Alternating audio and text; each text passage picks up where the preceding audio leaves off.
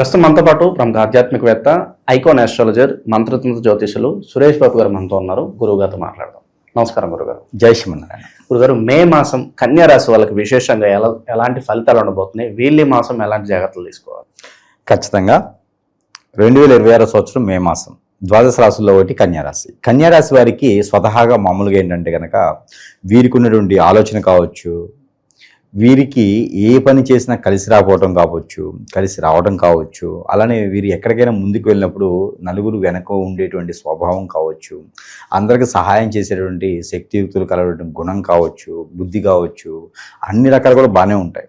వీరికి లోపల ఏదో పెట్టుకొని బయటకు ఏదో సాధించాలని అయితే ఉండదు. కక్ష సాధింపు చర్యలు అయితే వీరికి అసలు చేత కాదు. అలానే వీరి మీద కక్ష సాధింపు చర్యలు వస్తాయి కానీ వీరు మోసపోతా తప్పితే మోసం చేసే గుణం వీళ్ళకి ఉండదు. ఎవరైనా వీరికి దగ్గర అయ్యారంటే ప్రాణప్రదంగా చూసుకుంటూ ఉంటారు.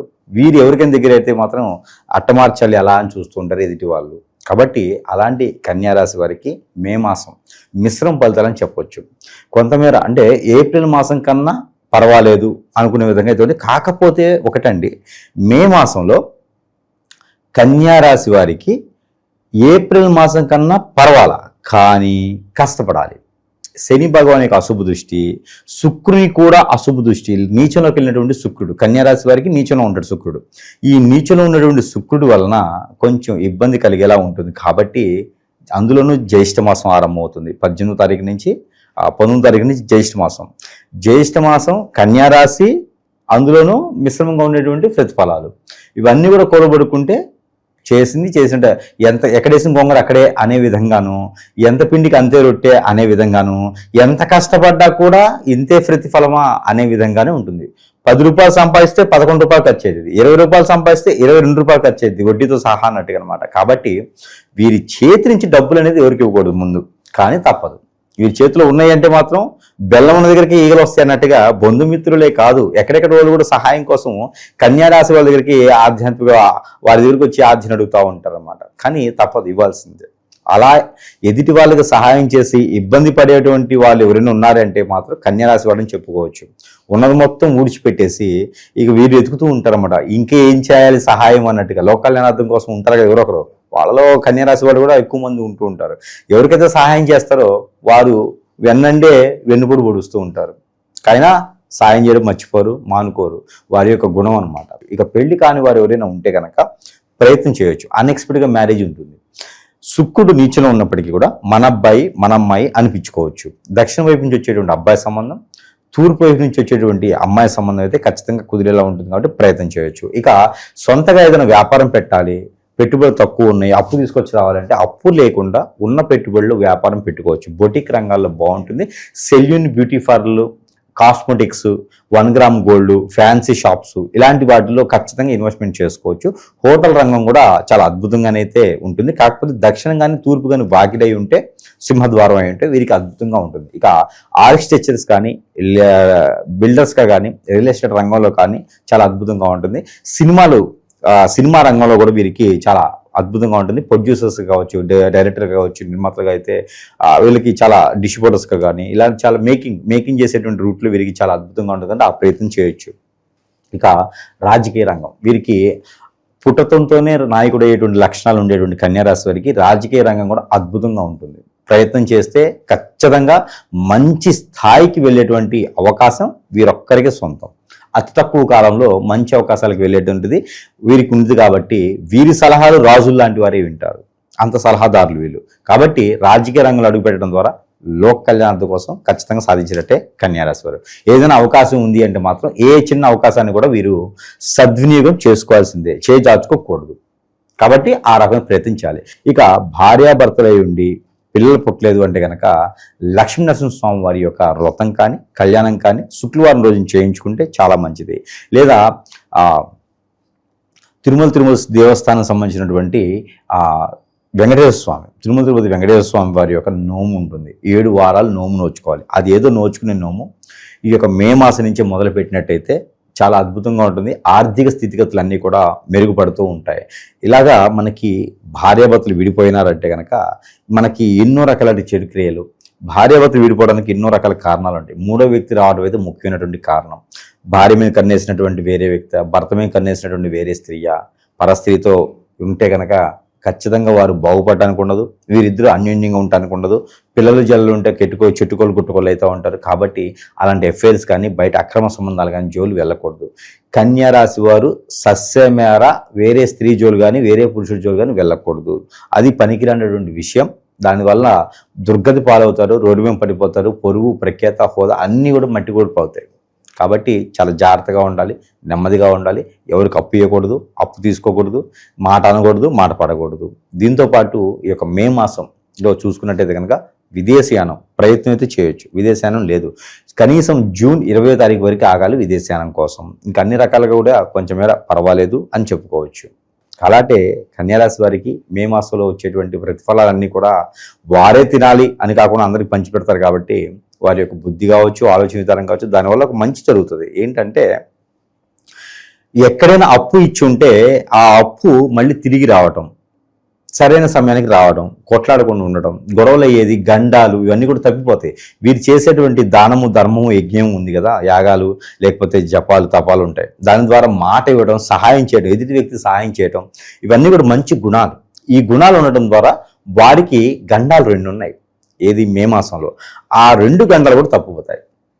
ఇంకంతకన్నా అదృష్టం కావాలి. ఒకటి. రెండోది, ఆ గండాలు వచ్చే సమయం ఏంటంటే 7వ తారీఖు లోపు ఒకటి వస్తుంది. చిన్న గండం అయినప్పటికీ దాన్ని కొంచెం జాగ్రత్తగా ఉండాలి ప్రయాణం చేసేప్పుడు. రెండోది, ఫుడ్ ద్వారా వచ్చేటువంటి గండం ఉంది. 17వ తారీఖు తర్వాత 25వ తారీఖు లోపున వచ్చింది. 3వ వారంలో రావచ్చు. మే 3వ వారంలో కన్యారాశి వారికి గండం ఫుడ్ ద్వారా రావచ్చు. ఫుడ్ పాయిజన్స్ కానీ, ఫుడ్ మోషన్స్ కానీ, లేకపోతే ఫుడ్లో ఏదైనా ఇన్ఫెక్షన్స్ వచ్చినా కూడా అలాంటి ఎక్కడైనా తినడం ద్వారా దానివల్ల బాడీ చెడిపోవడం కానీ, ఆరోగ్యం పాడైపోవడం కానీ జరుగుతూ ఉంటుంది. చాలా జాగ్రత్తగా ఉండాలి.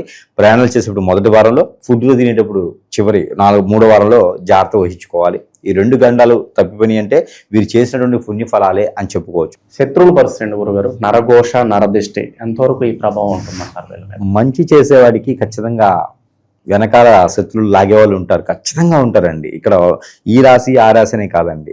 ఒకరిని పొగిడారు అన్నా, ఒకళ్ళ దగ్గర సహాయం పొందారన్నా, వీరు మంచోడు అంటే కూడా పక్కన వాళ్ళందరూ వ్యసనం కుళ్ళుతో, కుతంత్రాలతో కొట్లాట్లు, గొడవలు పెట్టుకునేవారు. ఇప్పుడు ఏం చేస్తున్నారంటే హిప్నటైజింగ్, బ్లాక్ మ్యాజిక్ అని చేయించేసి చాలా వరకు శత్రు భయం ఉండి ఇలాగ ఇబ్బంది పెడుతూ ఉన్నారు. దాని ద్వారా ఖచ్చితంగా కన్యారాశి వారికైనా ఎవరికైనా ఇబ్బంది అయితే కలుగుతుంది.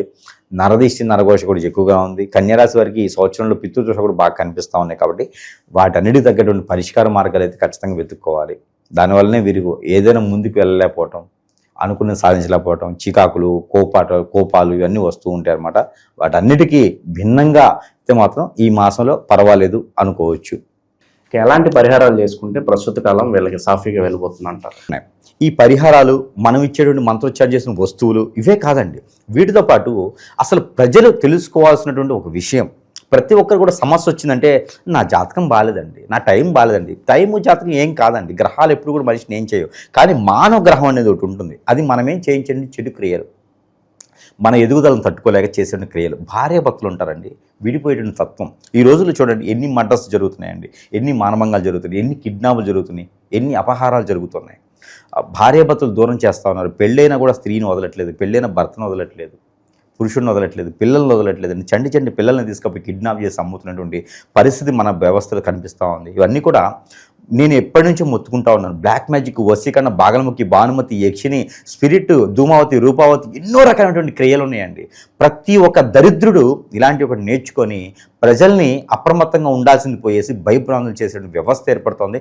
తాలిబాన్స్ కన్నా కూడా ఘోరంగా ఉన్నారు. ఉగ్రవాదులకు చర్య కన్నా కూడా ఘోరంగా ఉంది. మనం వాడే డ్రగ్స్ కన్నా, మనం అంటే నేను కాదండి, మామూలుగా వాడే డ్రగ్స్ కన్నా ప్రమాదకరంగా చాప కింద నీరులాగా ఇది వాకుతూ ఉంది. ప్రతి ఒక్కరు తల్లిదండ్రులు కావచ్చు, పిల్లలు కావచ్చు, కో ఎడ్యుకేషన్ ఉన్నవారు, కో లివింగ్స్లో ఉండేవారు అప్రమత్తంగా ఖచ్చితంగా ఉండాలి. ఇవన్నీ జాతకాలు చెప్పు, జాతకంలో ఉండవు. ఇవన్నీ కూడా మనమే గ్రహించుకోవాలి. లేదు అంటే మాత్రము 3వ వ్యక్తి చొరపడేసి వారికి ఉన్నటువంటి అవకాశాన్ని బట్టి మనకున్న వీక్నెస్ పాయింట్ గమనించి వారందరి వల్ల కూడా ఖచ్చితంగా మనం ఇబ్బంది పడేటువంటి యోచన ఉంది. ప్రతి ఒక్కరు గ్రహించుకోవాలి. అలా ఏమైనా ఉంది, మీకు సిమ్టమ్స్ ఉన్నాయి అంటే కనుక నిద్ర పట్టకపోవటం, ఆందోళన, చిరాకు, సన్నబడిపోవటం, నల్లబడిపోవటం, ఇలాంటివి ఏమైనా మీకు అనిపిస్తున్నాయి అంటే కనుక ఒంటరిగా ఉండటం, స్ట్రెస్ అవ్వటం, ఒకళ్ళే కావాలి నాకు, వారే కావాలని చెప్పి తల్లిదండ్రులని, అన్నదమ్ముల్ని అందరిని వదిలివేసుకోవటం, ఇలాంటివన్నీ జాతకాల్లో ఉండవండి, చెప్పరు ఎవరును. ఇలాంటివి మీకు ఏమైనా అనిపిస్తున్నాయి. ఇంకోటి ఏంటంటే ఆర్థికంగా ఎదగలేరు, జాబ్ పరంగా ముందుకెళ్ళలేరు, ఇలాంటి ఏదైనా సమస్య ఉందంటే కనుక ఖచ్చితంగా సంప్రదించాలి. ముందు పెట్టేది ఉంటుందండి. ఒక ముందు పెడితే కనుక మనకి ఏ పని చేసినా ముందుకెళ్ళలేరండి. ముందుకెళ్ళలేరు, ఎంత సంపాదన ఉన్నా నష్టపోతూ ఉంటారు, డబ్బు రాదు, ఎన్నో రకాల సమస్యలు ఉంటాయి. ఇవన్నీ కూడా గ్రహించుకోలేకపోతున్నారు. ప్రతి ఒక్కరు కూడా గ్రహించుకోవాలి. ఎవరు నమ్మే పరిస్థితి లేదు. మన పర్సనల్ విషయాలు ఎవరికి షేర్ చేయకూడదు. ఇలాంటివి ఏమైనా ఉంటే కనుక ఖచ్చితంగా సంప్రదిస్తే వారికి ఉన్న సమస్యకి పరిష్కార మార్గం చూపించేలాగైతే మాత్రం ప్రయత్నం అయితే చాలు. పరిహారాల కన్నా కూడా ముందు వీరికి ముఖ్యంగా ఏంటంటే ఎన్నో రకాల సమస్యలు ఉంటాయండి. అన్ని సమస్యలు మనకి జాతకాల్లో తెలియవు. ఆ సమస్యలు ఎన్నున్నా కూడా ఆ సమస్య చెప్పగలిగితే ఆ సమస్యకు దగ్గర పరిష్కార మార్గాలు ఉంటాయి.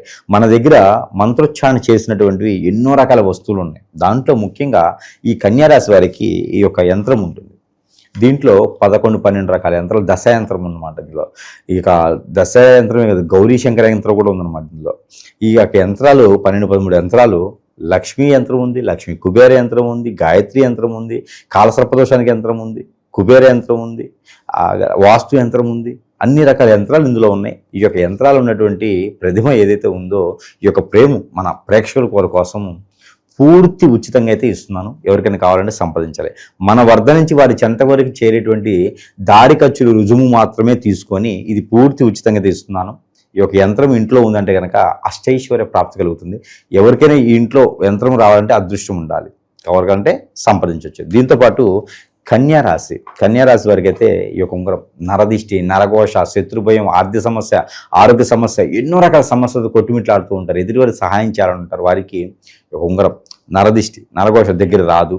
ఆర్థికపరమైన ఇబ్బందులు ఉంటే డబ్బులు వస్తాయి, వనరులు దొరుకుతాయి, అన్ని రకాలు బాగుంటాయి, పేరు ప్రఖ్యాతి వస్తాయి. ఈ ఒక ఉంగరం ధరించుకోవాలి చూపుడు వేలికి. ఈ యొక్క ఉంగరమే కాకుండా కడియం, ఇందులో ఏదైనా తీసుకోవచ్చు. ఈ యొక్క కడియం, ఈ కడియం పైన మంత్రోచ్చారణ చేసి ఉంటుంది. దాంతోపాటు పూజించి ఉంటుంది. ఈ కడియం రాగి, ప్యూర్ రాగి. ఈ యొక్క కడియం ధరించుకున్నా కూడా కన్యారాశి వారి సైజు తెప్పితే కడియం చేస్తా. ఈ యొక్క కడియం ధరిస్తే కూడా మన దగ్గరికి చెడు దృష్టి, మన మీద చెడు వ్యసనం, మనల్ని నాశనం చేయాలని ఒక సుబుద్ధి ఎదుటి వారికి ఉన్నదా మొత్తం పటాపంచలైపోద్ది చిటికలో. కాబట్టి ఈ కడియం కూడా కన్యారాశి వారికి చాలా అద్భుతంగా ఉంటుంది. దీంతోపాటు దేవుని అనుగ్రహం ఖచ్చితంగా కావాలి. ఈ దేవుని అనుగ్రహము కన్యారాశి వారికి ఏంటంటే దక్షిణామూర్తికి కానీ కుక్కలకు కానీ, దక్షిణామూర్తి దగ్గర ఉంటే అభిషేకం చేసుకోవాలి. లేదంటే ప్రతినిత్యం కూడా కుక్కలకు 2 గోధుమ రొట్టెలు తీసుకొని కుక్కకి వేసేయాలి. దీంతోపాటు గ్రీన్ కలర్ నిమ్మకాయ, పట్టిక, తెల్లవాలు, నల్లవాలు చిటికి తీసుకొని సాయం సంధి వేళ తల చుట్టూ 7 టైమ్స్, తల దగ్గర నుంచి కాలు వరకు 7 టైమ్స్ దిష్టి తీసుకొని పొదలుగా ఉండి చెట్లు వేసేయాలి. దీంతోపాటు కన్యారాశి వారికి కలిసి వచ్చే వారం మంగళవారం, బుధవారం 2 రోజులు కూడా, గురువారం కూడా వీరికి అద్భుతంగా ఉంటుంది. ఇక వీరికి కలిసి వచ్చేటువంటి కలర్ అయితే కనుక coffee colour, green colour, parrot green colour, ఊదా కలర్, ఈ 4 కలర్స్ కూడా వీరికి అద్భుతంగా ఉంటాయి. వీరి నెంబర్ అయితే కనుక 8 and 5, ఈ 2 నెంబర్ కూడా ఈ మాసం మొత్తం కూడా వీరికి అద్భుతంగా ఉంటాయి. ఇక చిన్న పరిహారాలు ఉంటాయి కాబట్టి పరిహారాలు చేసుకొని అదృష్టవంతులైదానికైతే కన్యారాశి వారు ప్రయత్నం చేయొచ్చు మే మాసంలో. ఈ రాశి వాళ్ళకి ఈ నెల ఎలా ఉండబోతుందో మంచి విశ్లేషణ అందించారు. ధన్యవాదాలు.